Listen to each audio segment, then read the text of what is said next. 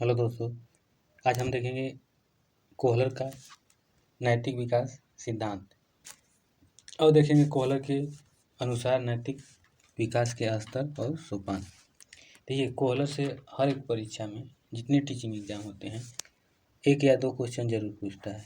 कोई भी परीक्षा दीजिए और यहाँ पे जो मटेरियल है पूरा कोहलर का जितना विवरण है उतना दिया गया है। प्रश्न भी है, आगे देखते जाइए। जैसे देखिए, कोहलर ने अपने नैतिक विकास में 3 स्तर बताए थे। पहला स्तर क्या था? पूर्व परंपरागत स्तर। अब देखिए इस स्तर में होता क्या है, आप देखते जाइए होता क्या है। देखिए, इस स्तर पर बालक अपनी आवश्यकताओं के संदर्भ में चिंतन करते हैं। बस जितना बालक को आवश्यकता है उसी के संदर्भ में चिंतन करेगा। किस किस अवस्था में? पूर्व परंपरागत अवस्था में। और नैतिक दुविधा से युक्त प्रश्नों पर उनके उत्तर प्रायः उनको होने वाले लाभ पर आधारित होते हैं। मतलब अपना काम बनता, भाड़ में जाए जनता। यही बात यहाँ पे कहा गया। बालक जो होता है यहाँ पे क्या करता है? बस अपने लाभ में, कोई भी उत्तर हो अपने लाभ में खोजता है। इसका कहने का मतलब ये पर आधारित होता है।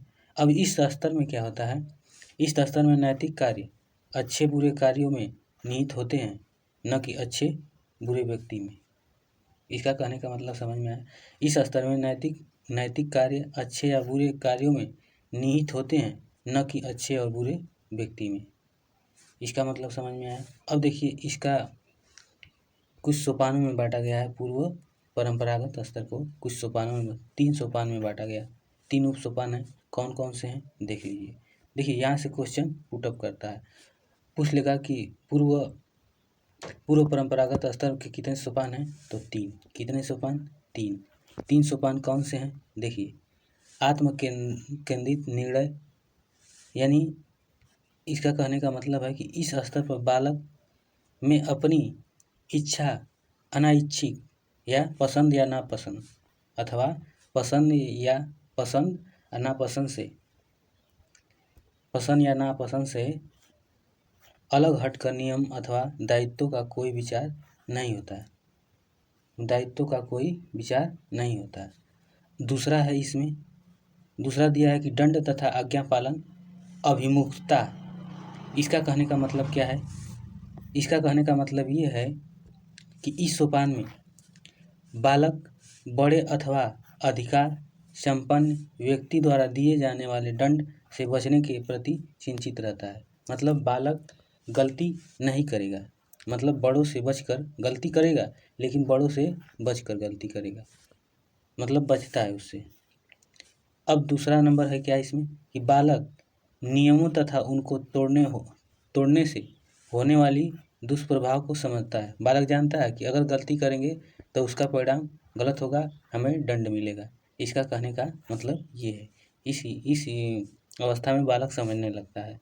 अब देखिए, उसका तीसरा स्टेज सोपान क्या है? उप सोपान यांत्रिक सापेक्षिक अभिमुखता। ये क्या होता है?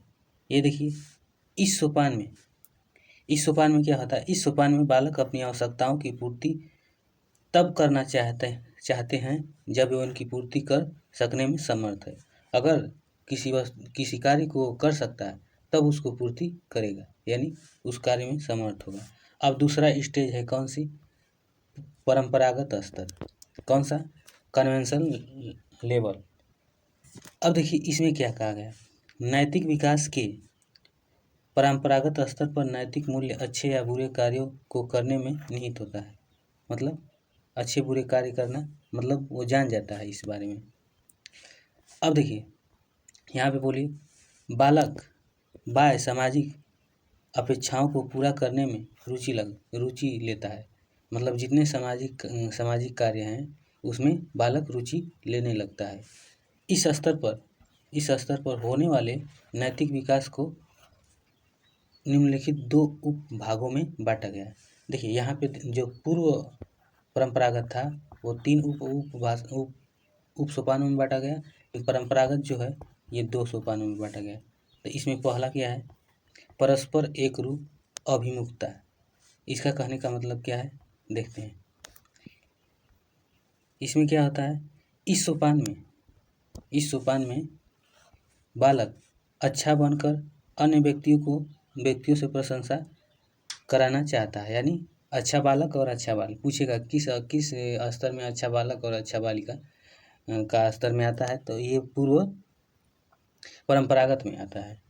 अब दूसरा टॉपिक है कि इस सोपान में, मतलब इस सोपान में बालक दूसरे व्यक्ति के भावों तथा इरादों का ध्यान रखने की आवश्यकता के प्रति सजग रहता है।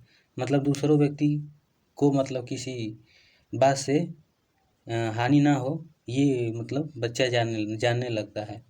इसका करने का मतलब यही था, उसमें नैतिक विकास हो जाता है। आवश्यकताओं के प्रति सजग रहता है। ठीक, इस अवस्था पर सहयोग को व्यक्ति का सर्वोत्तम आचरण के रूप में स्वीकार किया जाए। अब इसमें जो होता है नैतिकता आ जाती है अच्छी ढंग से।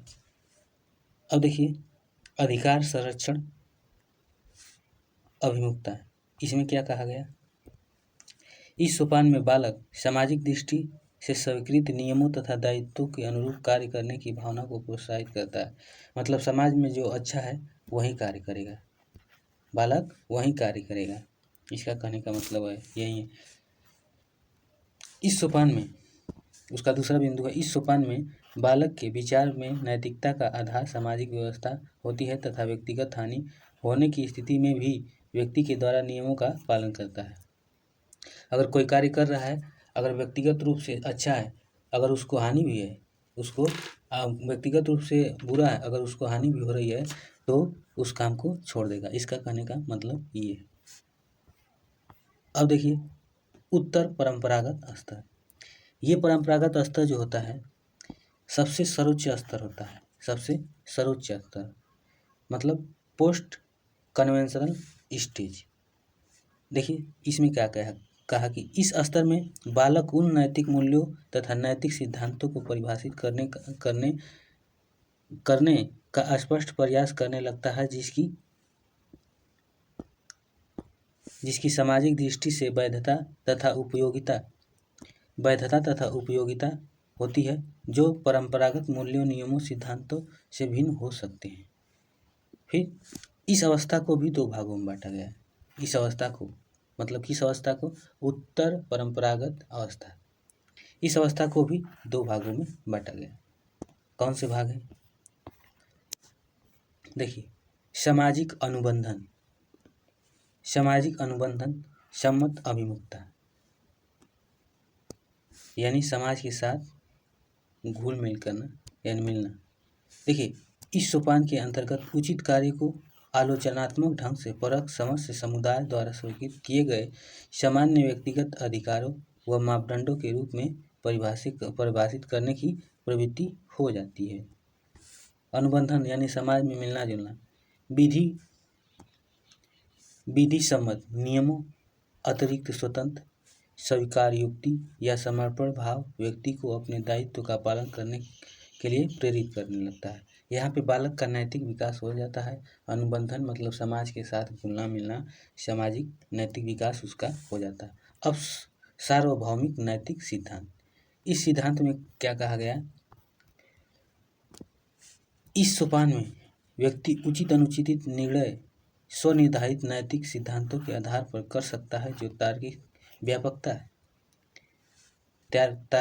व्यापकता है।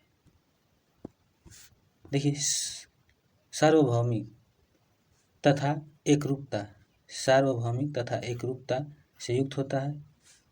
अब देखिए अगला पॉइंट, इस सोपान में क्या होता है, नैतिक सिद्धांत न्याय सर्वमान्य प्रकृति सिद्धांत होने के साथ साथ मानव अधिकारों की समानता, परंपरागत तथा मानव जाति के प्रति सम्मान की भावना युक्त होता है। ठीक, उसके बाद क्या है, उसके बाद उसी का शॉर्ट वीडियो। दोस्तों ASY टारगेट एग्ज़ाम को आप सब्सक्राइब कीजिए और ये सारी मटेरियल CDP का सारी मटेरियल CDP इसका सारा मटेरियल प्लेलिस्ट में है, आप देख सकते हैं। अब नैतिक विकास के स्तर एवं सोपान, उसी को शार्ट किया है, मतलब जो आप पढ़े हैं उसी को शार्ट किया है। देखिए कैसे क्वेश्चन इसमें पूछता है। देखिए पूर्व परंपरागत अवस्था पढ़े हैं, उसके बाद परंपरागत अवस्था, उसके बाद उत्तर परंपरागत अवस्था। अब ये स्तर था अवस्था पूछेगा कि नैतिक विकास के मतलब कोहलर की अवस्था कौन से हैं। अवस्था देखिए, प्राक नैतिकता और सामाजिक नैतिकता और स्व अनुमोदित नैतिकता। अब उसका स्तर विशेषता मतलब जिस स्तर में है उसकी विशेषता क्या है। तो देखिए, पूर्व परंपरागत स्तर था तो आत्मनिर्णय मतलब आत्म केंद्रित था। क्या था? आत्म केंद्रित था। दूसरा था कि दंड तथा आज्ञा पालन अभिमुखता।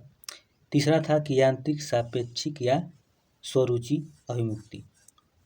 जो उप स्टेज यानी सोपान में बांटा गया था वही है। अब देखिए, परंपरागत जो था इसको दो भागों में बांटा गया।